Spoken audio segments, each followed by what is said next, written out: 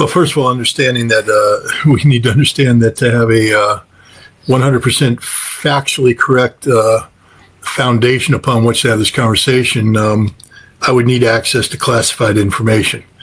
And if I had classified information, I wouldn't talk about classified information. So there's a whole bunch of speculation going on, and everybody needs to understand that.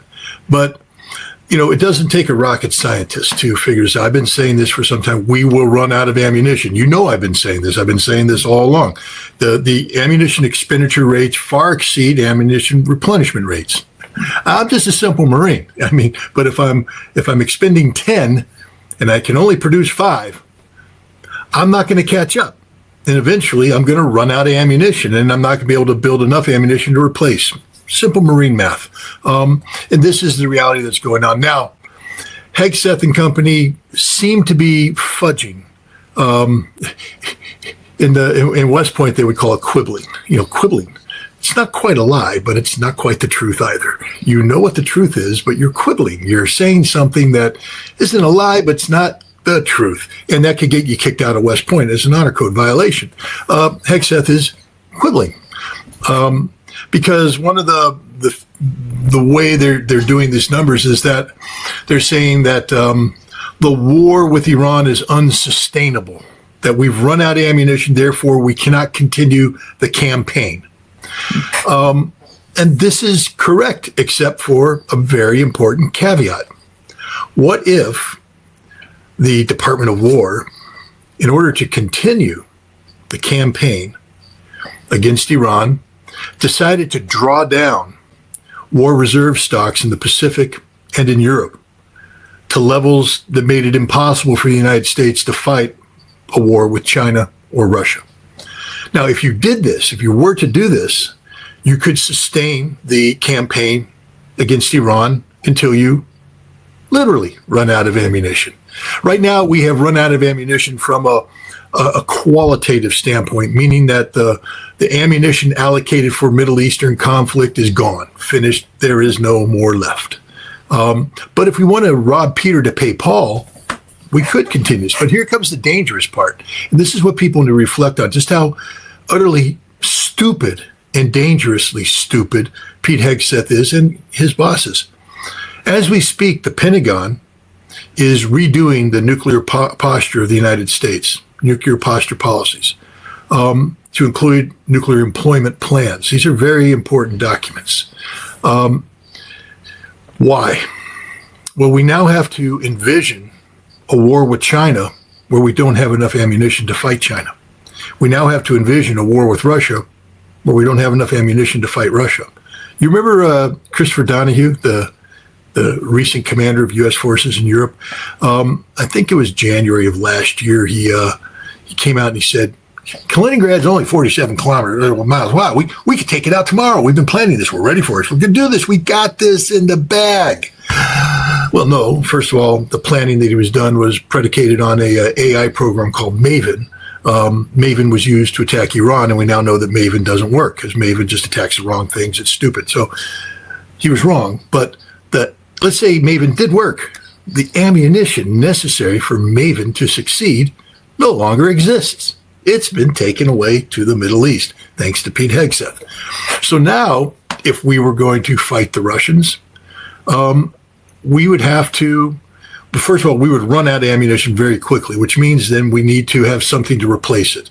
And so now new war plans are being written as we speak that talk about the liberal use of tactical nuclear weapons early on in any conflict with Russia and China. Well, there's no such thing as a limited nuclear war. A tactical nuclear weapon cannot be used in isolation. So if we were to do these war plans, we're committing suicide. That's where we are today. This is the danger of what the Trump administration has done. There are ramifications. And I just want people to understand, as we speak, and I've been warning about this a long time. I know there's haters out there. Scott's been crying wolf forever. There's no nuclear weapons. There's no nuclear danger. As we speak, the United States is redoing its nuclear war plans so that early on in any potential conflict with China and Russia, we would have no choice but to liberally use. That means not just once, we're going to sprinkle them around, tactical nuclear weapons to compensate for the fact that we have no conventional weapons capable of fighting a peer-level opponent like China and Russia. That's where we are. This war in Iran is making the world a far more dangerous place, and people need to wake up. That's why I wrote a book called Highway to Hell, and that's why I picked the title.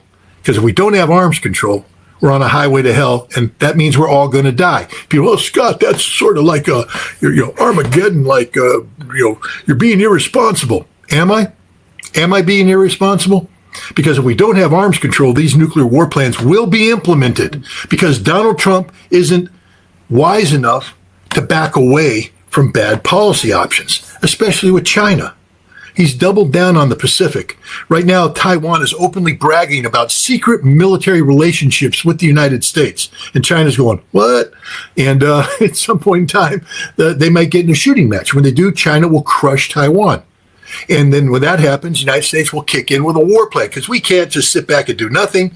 And that war plan will now incorporate liberal use of tactical nuclear weapons early on, preemptively. This is where we're at. I mean, I don't know how much louder I need to scream. I mean, it's getting to the point where I'm just starting to laugh about it because of the inevitability of our demise. It's not a matter of if, it's a matter of when, because we're too stupid to do anything about this. I mean, to be honest, there is a solution. It's called the vote. I just did a rant on YouTube. I encourage people to go watch it. I said, what would Donnie do? That's the name of the rant. Donnie, of course, being not Donald J. Trump, the 47th president of the United States, but Donnie. Donnie from The Apprentice. He used to have a show called The Apprentice, and Donnie would bring people together and have them do things. And when they screwed up, he'd turn to them and say, "You're fired." So now we have to ask ourselves, what would Donnie do when confronted with the incompetence of Donald Trump? And we know what the answer is. You're fired. And if we don't fire him and everybody else affiliated with him and everybody else thinking it's a good idea to have a new nuclear posture plan that uses the liberal use of tactical nuclear weapons early on in the conflict, if we don't fire them, we're going to die. That's where we are. Scott, Donald Trump decided not to attack Iran. He said that this time we're going to destroy everything, power grids, infrastructure, oil facilities, everything. And then Iran responded, they're going to do the same to GCC countries and Israel. And finally, he canceled the attack. And for those people who are against war, they understand that many people are happy because they don't want any sort of escalation with the war. But the reality is Donald Trump is being cornered in the West Asia, in the Strait of Hormuz. There is, what is your understanding on the way that he's trying to somehow, today we've learned from Associated Press that there is a deal between the Omani government and Iranians, which needs to be ratified by the Supreme National Security Council in Iran and the Supreme Leader of Iran.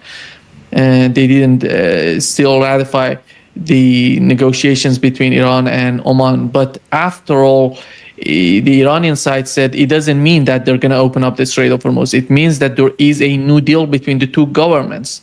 And the opening of the Strait of Hormuz is dependent on what's going on between Iran and the United States. What is your understanding of that? Well, again, the same answer as before. We're dealing with a lot of speculation here. We're seeing reports. We know that oftentimes the media space is used by multiple parties to achieve information dominance for whatever reasons. But I said this a long time ago on this show. In fact, we can hit rewind. I said that I think ultimately there will be a face-saving deal made in the Strait of Hormuz between Iran and Oman. And then Oman will cut a side deal with the United States. That appears to be what's happening here. There is no direct negotiation between Iran and the United States. There's a negotiation between Iran and Oman about opening up the Strait of Hormuz. What the status of, collecting tolls is, will it be deferred? Will it be, eliminated? Don't know. But there will be a side deal between Oman and the United States. It'll give the United States the pretense that it is responsible for the opening up of the Strait of Hormuz. And because they have leverage with Oman, they haven't ceded the totality of control to Iran. We know that's absurd, but this is the political face-saving mechanism that could be made available and appears to be part of this negotiation. What the Iranian government does, I don't know, because they're not in the mood for face-saving gestures to Donald Trump. One of the things they've said is the United States has to stop threatening that there can be no deal as long as these threats. What was interesting, right before we came on, I was just scrolling through, and again, it's dangerous to scroll through internet feeds, but it appears that the Treasury Department has lifted the terrorist designation on 3 IRGC entities that had previously been. So it appears the United States is doing some, because Iran has always said things has to be done up front. We're not going to do something and wait for America to act. And so it appears that there are things happening right now to make this deal possible. That if this is true, the Treasury Department is doing away with certain classifications of IRGC that will free them from sanctions. It's creating a new reality, a legal framework of reality. These are things that Iran had demanded be done, and it appears that some of them are at least being done. Again, will it be to the satisfaction of the Iranian government? I don't know. Can't speak for them. What I do know is this, that this is a temporary measure linked to the MOU that basically resets the clock on the requirement for 60 days for the United States and Iran to come up with a nuclear deal. And therein lies the rub, because Iran's just not going to do anything on that front. And there are some face-saving things that can be done that Iran could do. We've talked about this before. I don't know if Iran's inclined to do that. If they allow Donald Trump a face-saving mechanism out of the Strait of Hormuz problem, in theory, they could consider a face-saving mechanism out of the nuclear deal, which would be basically somehow to revive the nuclear deal that had been agreed to before the United States bombed Iran in February. We know that agreement was approved by the Iranian government. Of course, we live in a different world today, and maybe politically they don't want to do that. But if they did that, that would allow Donald Trump to say, I have a better deal than the one Barack Obama had, which is a political victory, because then he can roll into the American people and say, I have secured the Strait of Hormuz, and I have a better nuclear deal than Barack Obama had. And the Iranians can just say, whatever, smoke your dope and go away, and we can move on. But is Donald Trump willing to accept that? The problem is we're dealing with a man who the Russian government has labeled as emotionally unstable. He's not a rational actor. We know that in the case of Saudi Arabia, we saw him throw away a negotiation that was 6 to 8 months long about nuclear enrichment and demand that Saudi Arabia sign on the Abrams Accords at the last second, something that wasn't part of the negotiation. Why? He just woke up in a bad mood. He may wake up in a bad mood at any time between now and 60 days. Who knows how this man works? This is a man who's not rational. He speaks of, inflicting huge harm on Iran. I mean, he's a man who, has become addicted to this concept that he wields the tools of power, that he can inflict pain, and that he's godlike in his ability to dispense pain or hold pain off, that he, Donald Trump, is a supreme entity, a deity. How do you deal with a man like this? You don't. But you have to deal with situations, and I think that's what Iran appears to be doing. Look, the Iranian government knows that they have the military capacity to prevail. They know this. They also know that if Donald Trump did kick it up a notch, that there would be serious harm done to Iran's economy, that would last for decades. It would also bring about serious harm to the global economy, because Iran would be compelled now to act on its own threats of destroying Middle East energy production. Is that the route Iran as a nation state wants to go in? I don't believe so. Is it one they need to go in? Absolutely not. Both Russia and China, I believe, are behind the scenes advocating for long-term stability, which means you have to bring it into this conflict. The conflict has to end on terms that are acceptable to Iran. But, for instance, Russia has said the conflict in Ukraine won't end until the root cause of the conflict are addressed. So Russia is sympathetic to the Iranian plight, but also Russia knows that sometimes compromises have to be made, as Vladimir Putin attempted to do in Anchorage in 2025, August 2025. So I think there's some political pressure being put on the Iranians to not yield on issues of sovereignty, but and not yield on issues of substance. But when it comes to the political imagery that surrounds this, that cloaks this situation, maybe the best way to find an off-ramp is to allow Donald Trump to make a statement that has no meaning on the geopolitical sphere, but could have meaning on the domestic political sphere, something that assuages the insult to the American public that a defeat in the Middle East would bring. Who knows? But I think that's the direction we're heading. If we had a rational leader in the United States, I think that this would be the direction we were heading in, and that I could say with confidence that we're out of the woods. But we're dealing with Donald Trump. We're not out of anything. He can change at a moment's notice. How do you see the way that Israel is talking? We know that recently there was a meeting between Donald Trump and Benjamin Netanyahu. It seems that the meeting didn't go well at all. But Benjamin Netanyahu came out and said this was one of the best meetings I have ever had with Donald Trump. And when your understanding of, I assume that Israel would be more than happy if the United States stays in the region. The conflict goes on and on and on, the two sides fighting each other, and they're basically sitting aside and having no problem with that.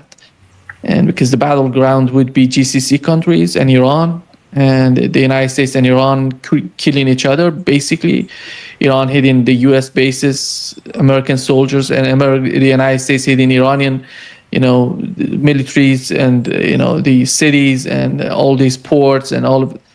This is what I think, after all, would be beneficial for Benjamin Netanyahu and his position in Israel, because he says that the war has started. We are in a good shape right now. We are not doing anything, but we are benefiting from the chaos that has been created in the West Asia.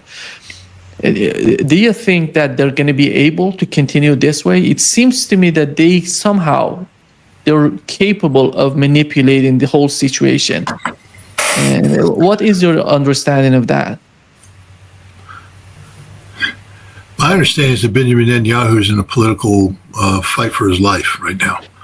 That his party is not doing well at the polls. In the coming election, he will probably lose the prime minister spot and open himself up for prosecution and imprisonment. That's my feeling right now. And to Benjamin Netanyahu, that's all that matters. He doesn't care about Israel. He cares about Benjamin Netanyahu. He's the Israeli version of Donald Trump, a narcissist wrapped in the pretense of a national leader. And the same thing holds true with the totality of the Israeli political scene. They're pushing each other around, jostling to see who's going to be number one. There are certain realities. Let's look at the Israeli economy. It's non-functioning. So how could you say this is good for Israel? It's a non-functioning economy. Let's look at the Israeli military. They have no air defense. And you want to speak about leverage?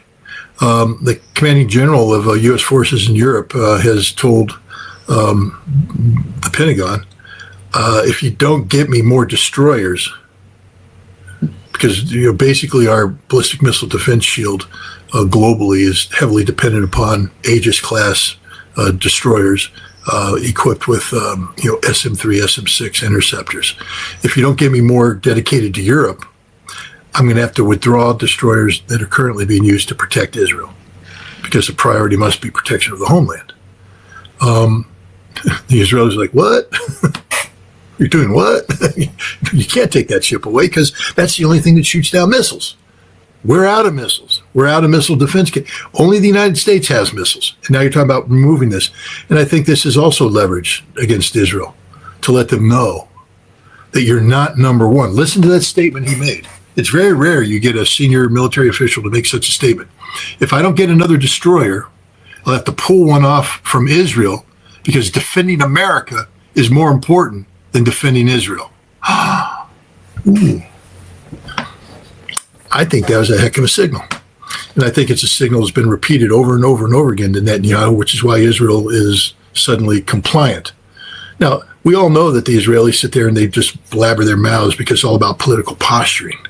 But the reality is, what is Israel doing? And the answer is not a damn thing. Then the next question is, why not? Because they can't. If Israel got opened up to attacks, Israel cannot defend itself.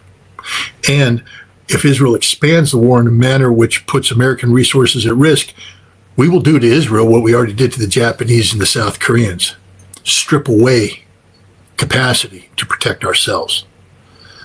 So I think Israel's just not as strong a position as everybody thinks they are. I think Netanyahu is politically weak because of upcoming elections where his party probably won't do well. And they're militarily weak. You know, they can sit there and talk all they want. The bottom line is they're not doing well in Lebanon. They can't advance. They're getting slaughtered. Hezbollah drones are picking them off. Politically, they're becoming weaker in Lebanon. I mean, though Tom Barak, negotiated this deal. That deal was not between Lebanon and that was between Lebanese president and Israel. Lebanon doesn't support that. Hezbollah is a power in Lebanon. Israel is occupying illegally Lebanon, and Hezbollah is strengthened by this illegal occupation, and even more strengthened after the stupid deal cut between the Lebanese president and Israel and the United States. I mean, Israel's just not in a strong position. They posture as such, but they're not in a strong position.